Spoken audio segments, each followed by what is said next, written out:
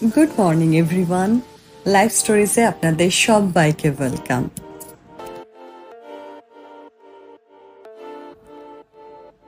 শুরু করছে আমাদের রোড ট্রিপ স্টোরিজের দ্বিতীয় পর্ব। প্রথম পর্বে আমরা উপভোগ করেছিলাম কলকাতা থেকে ধানবাদ ট্রিপের গল্প। যারা এখনো সেটি দেখেননি তারা উপরের আই বাটন অথবা ডেসক্রিপশন বক্সের লিঙ্ক থেকে দেখে নিতে পারেন প্রথম পর্বটি। আমাদের আজকের জার্নি হলো ধানবাদের গোবিন্দপুর থেকে অযোধ্যা। গোবিন্দপুরের মধুবন হোটেলে নাইট হল করে আজ সকালে আমরা আমাদের যাত্রা শুরু করছি। এখন বাজে সকাল 7টা। এখান থেকে অযোধ্যার ডিস্টেন্স 660 কিলোমিটার মতো, সময় লাগে প্রায় 13 ঘন্টা। আমাদের মিস্টার চৌধুরী এবং মিস ভার্না দুজনেই রেডি তাদের নতুন এক্সপিরিয়েন্সের জন্য, সঙ্গে আমরাও। এই গোবিন্দপুর থেকে বাঁ দিকে গেলে ধানবাদ আর ডান দিকে জামতারা। রিসেন্টলি বেশ কিছু অনৈতিক কাজকর্মের জন্য খবরের শিরোনামে ছিল এই জামতারা জায়গাটি। কয়েকটি ওয়েব সিরিজও তৈরি হয়ে গেছে এই বিষয়ের উপর।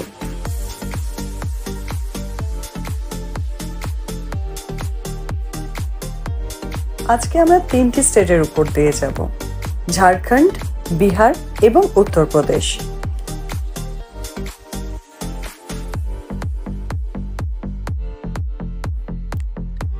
আমরা সবাই আজকে যেটার জন্য ভীষণ এক্সাইটেড সেটা হচ্ছে আজকে আমরা যাব পূর্বাঞ্চল এক্সপ্রেসওয়েতে।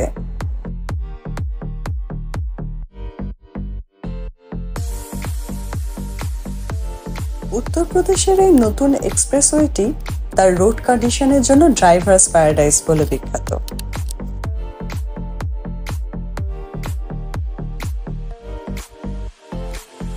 এখানে রয়েছে বেশ কিছু অভিনবত্ব।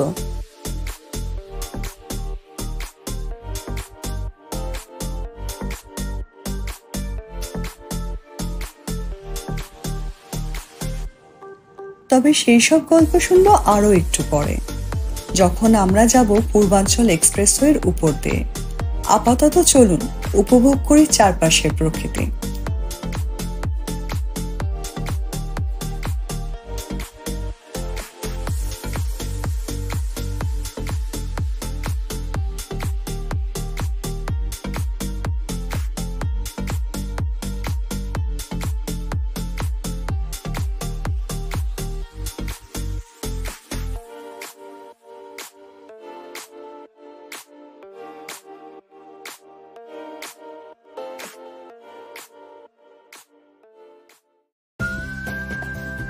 মিস ভার্না এখন ঝাড়খণ্ডের কালো মসৃণ রাস্তা ধরে দুরন্ত গতিতে এগিয়ে চলেছে।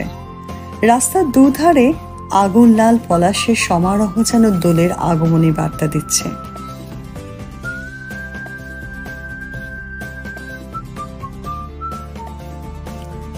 সামান্য দূরেই দেখা যাচ্ছে ঘন সবুজ পাহাড়। সব মিলিয়ে তৈরি হয়েছে এক অপূর্ব সুন্দর ল্যান্ডস্কেপ।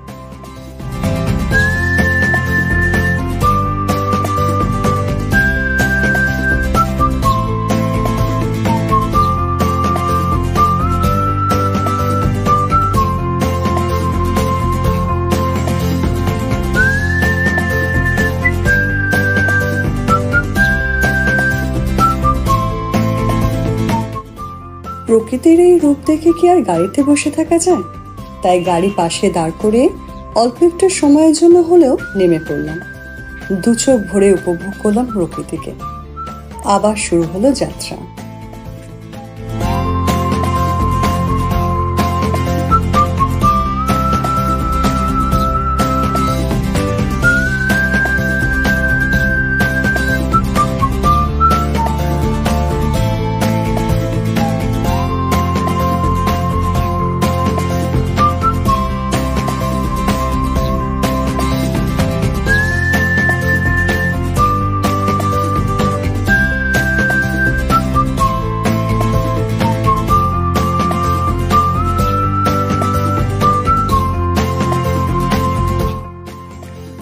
এখন আমরা পার হচ্ছে তোপচাচি। এখানে রয়েছে একটি বিখ্যাত লেক।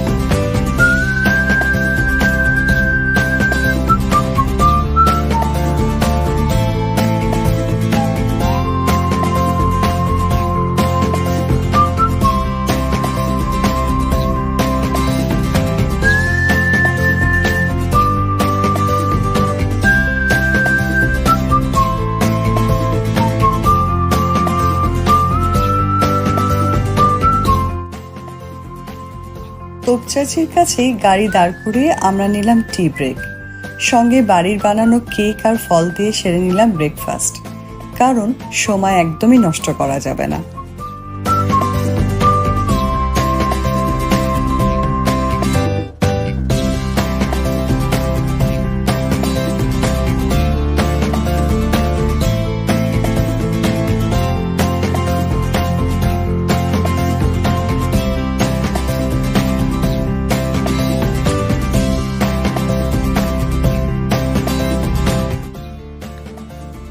আমাদের সাথে সাথে মিস ভার্নাও সেরে নিল তার ব্রেকফাস্ট। এখানে এখন পেট্রোলের দাম 100.2 রুপিস পার লিটার, অর্থাৎ পশ্চিমবঙ্গের থেকে 6 টাকা প্রতি লিটারে কম।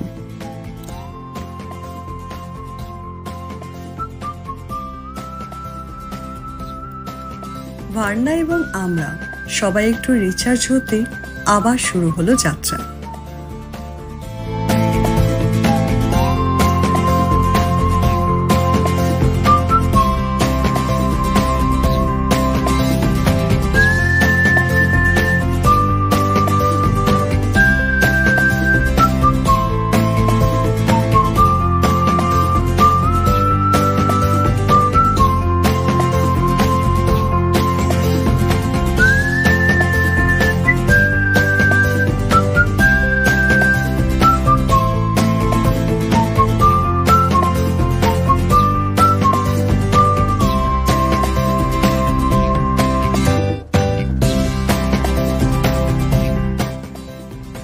আর একটু এগিয়ে রয়েছে পরেশনাথের পাহাড়।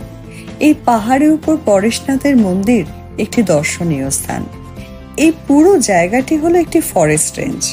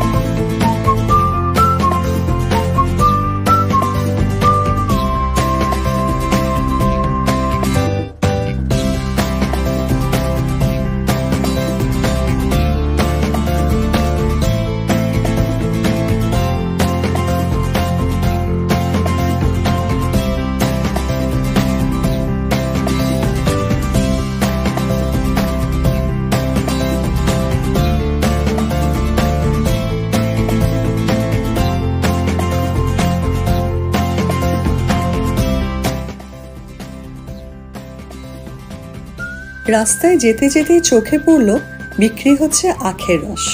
ব্যাস, আর কি, আবার নেমে পড়া।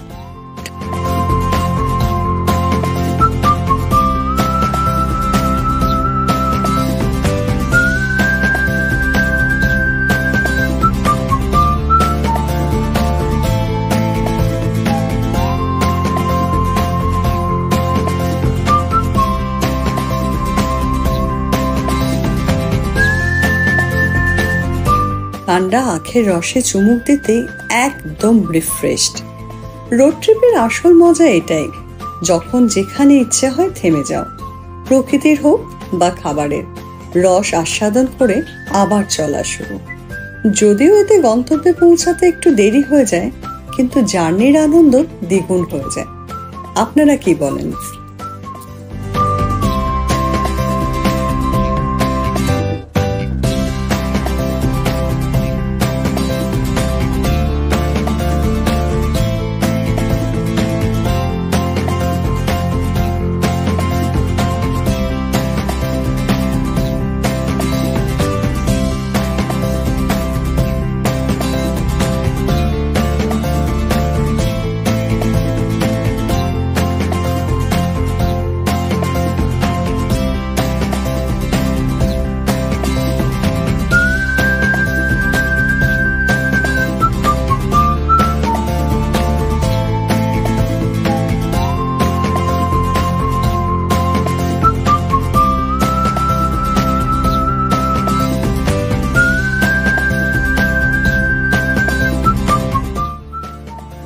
এখন আমরা রয়েছি বারহি জাংশনে।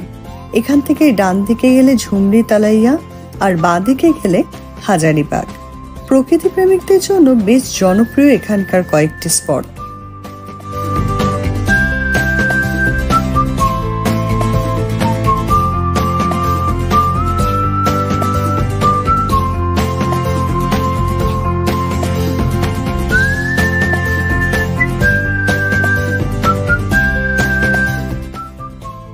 দেখতে দেখতে কেমন চেঞ্জ হয়ে গেল চারপাশের দৃশ্যপট।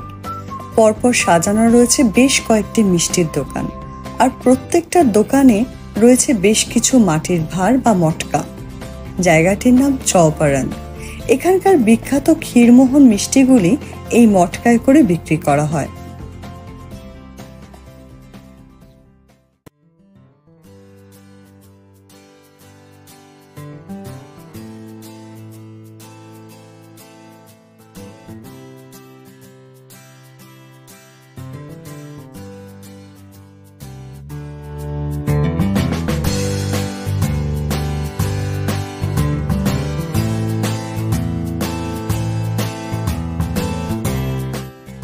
আমরা প্রায় কাছাকাছি চলে এসেছি ঝাড়খণ্ড বিহার বর্ডারের।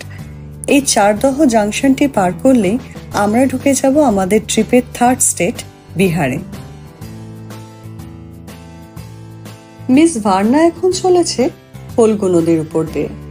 এই নদীটির একটি বিশেষত্ব আছে, এটি অন্তঃসলীলা, অর্থাৎ এখানে নদীর জল উপর থেকে দেখা যায় না, মাটির ভিতরে ঢুকে থাকে। এই জায়গা থেকে ডান দিকে একটু এগোলে পড়বে বোধগয়া।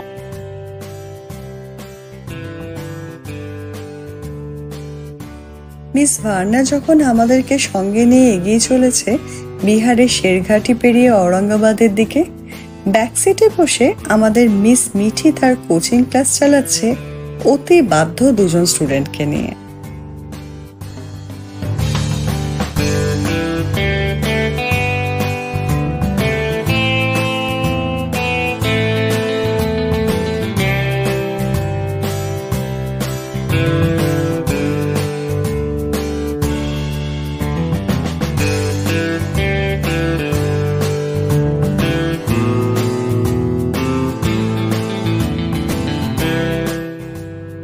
তার ফাঁকে ফাঁকে আবার সিটে বসে ডান্স প্র্যাকটিস, ড্রয়িং ক্লাস কিছুই বাদ যাচ্ছে না। যাই হোক, এদিকে সকাল করিয়ে দুপুর হয়ে গেল। ঘড়িতে সময় এবং পেটের খিদে দুটোই জানান দিচ্ছে লাঞ্চ ব্রেকের সময় হয়ে গেছে।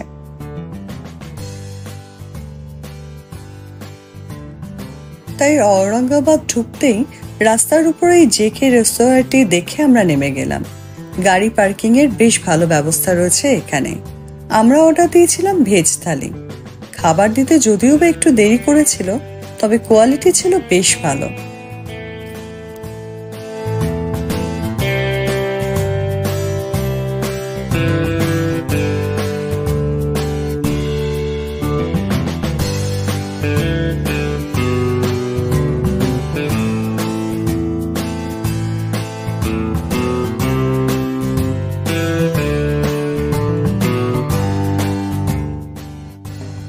লাঞ্চ করে একটু ফ্রেশ হয়ে আবার শুরু হলো জার্নি। সামনেই আসছে বিহারের বিখ্যাত সোন নদী। এটি গঙ্গারই একটি শাখা নদী। সোন নদীর বালি ভারত বিখ্যাত। এই নদীর উপর কোয়েলোয়ার ব্রিজটি ছিল ভারতের সবচেয়ে পুরনো রেলওয়ে ব্রিজ এবং 1900 সাল পর্যন্ত এটাই ছিল ভারতের দীর্ঘতম নদী ব্রিজ।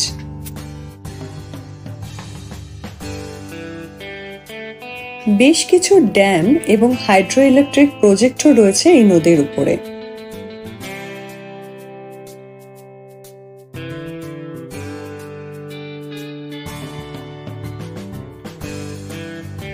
আমরা ছুটে চলেছি বিহারের ঐতিহাসিক শহর সাসারামের উপর দিয়ে। বহু পুরনো এই শহরের উল্লেখ পাওয়া যায় হিন্দুদের বেশ কিছু প্রাচীন গ্রন্থে। জায়গাটি শের শাহ সুরির জন্মস্থান হিসেবেও খ্যাত। এখানে রয়েছে সুর সাম্রাজ্যের প্রতিষ্ঠাতা শের শাহ সুরির সমাধি। সাসারাম থেকে কিছু দূর এগিয়ে সামনে পড়বে পাটনা মোড়, যেখান থেকে ডান দিকে বেশ কিছুটা গিয়ে গঙ্গা নদী পার হয়ে পেয়ে যাবেন বক্সার। আর এই বক্সার থেকে শুরু হচ্ছে আমাদের কাঙ্ক্ষিত রুট পূর্বাঞ্চল এক্সপ্রেসওয়েটি।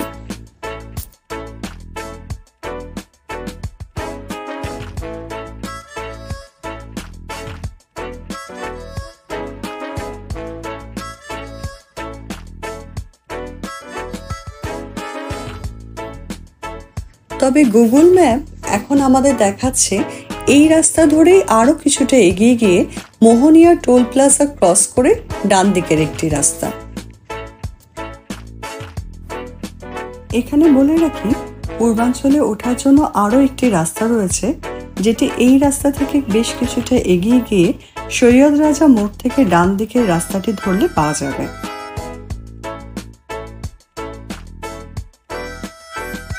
যেহেতু কোনো রাস্তা সম্পর্কে বিশেষ অভিজ্ঞতা নেই, তাই আমরা ঠিক করলাম ম্যাপ ফলো করেই আমরা মোহনিয়া টোল প্লাজা ক্রস করব। আর একটু এগিয়ে দুর্গাবতী রামনগর মার্গ থেকে ডান দিকের রাস্তাটি নেব।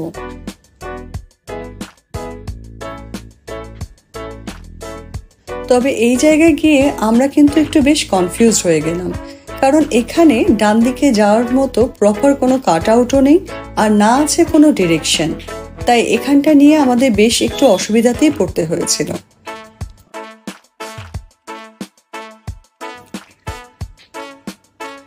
যাই হোক, অবশেষে স্থানীয় লোকেদের থেকে সাহায্য নিয়ে আমরা ডান দিকে গিয়ে একটি পুরনো ব্রিজ পার হয়ে গিয়ে পড়লাম জামানিয়াতে।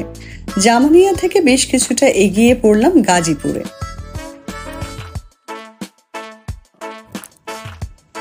আমরা এখন কিন্তু ঢুকে গেছি আমাদের ট্রিপের 4th স্টেট উত্তরপ্রদেশে।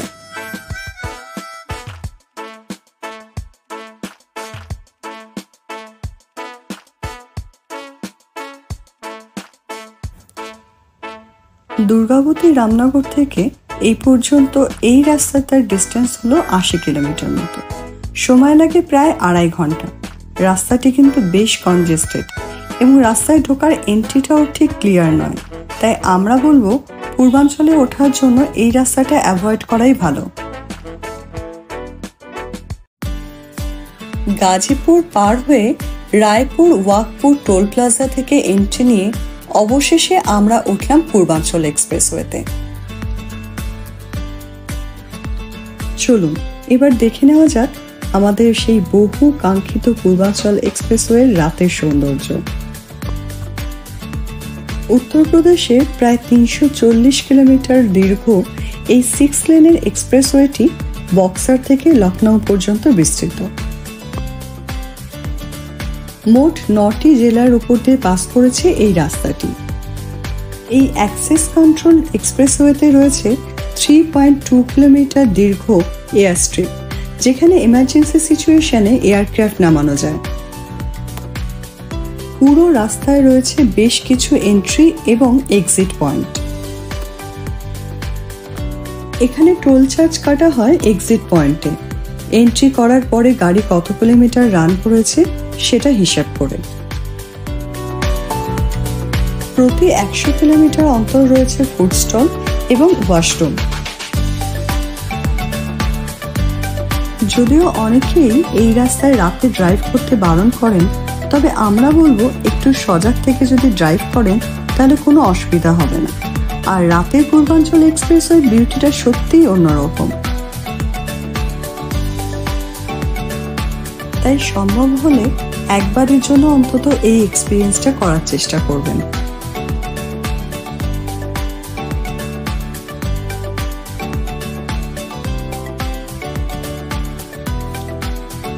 মাঝখানে একবার আমরা টি ব্রেকের জন্য নামলাম ফুড স্টলে। চায়ের সাথে সাথে এখানে আমরা ম্যাগি আর চাটও নিলাম। তবে আপনারা চাইলে এখানে ডিনারও সেরে নিতে পারেন। বেশ অনেক রকমের আইটেম রয়েছে এখানে।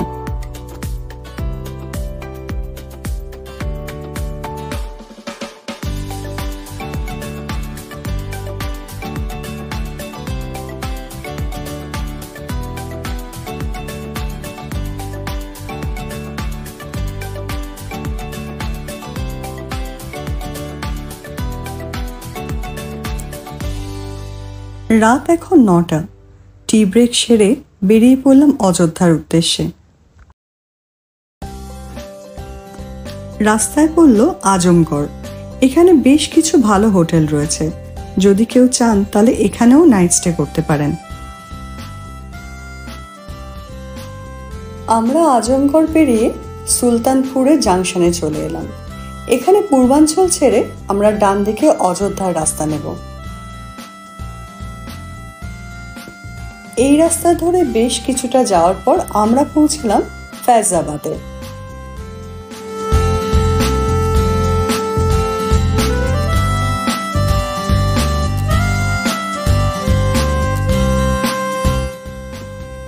অযোধ্যার মহর্ষি বাল্মীকি এয়ারপোর্টটি এই ফৈজাবাদেই অবস্থিত।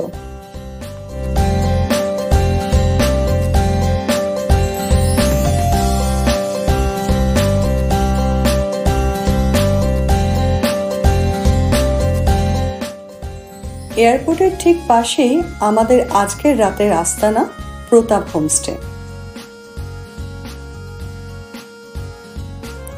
এখানে যে কথাটা উল্লেখ না করলেই নয় তা হলো এই হোমস্টের মালিক মিস্টার বিনয় প্রতাপ সিং এর আপ্যায়ন।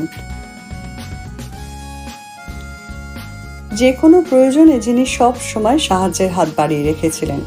রাস্তায় আস্তে আস্তে অন্তত বার তিনেক ফোন করে খবর নিয়েছিলেন আমাদের আসতে কোনো অসুবিধা হচ্ছে কিনা, শরীর ঠিক আছে কিনা, রাত্রে আমরা কি খেতে পছন্দ করব ইত্যাদি ইত্যাদি। এমনকি রাত 11টার সময় বাইক নিয়ে ফৈজাবাদ মোড়ে আমাদের জন্য অপেক্ষা করছিলেন, যাতে হোমস্টেতে পৌঁছাতে আমাদের কোনো অসুবিধা না হয়। যাই হোক, অবশেষে রাত 11:30 নাগাদ আমরা পৌঁছালাম আমাদের হোমস্টেতে। ডিনারের অর্ডার আমরা আগেই ওনাকে ফোনে বলে দিয়েছিলাম, নান, চানা মশলা আর জিরা আলু। অসাধারণ ছিল তার টেস্ট। রুমগুলির স্ট্যান্ডার্ডও ছিল বেশ ভালো। আমরা দেরি না করে তাড়াতাড়ি ফ্রেশ হয়ে ডিনার সেরে শুতে চলে গেলাম, কারণ কাল সকালে সেই বহু কাঙ্ক্ষিত রাম মন্দির দর্শন, যার জন্য অত দূর থেকে এখানে আসা।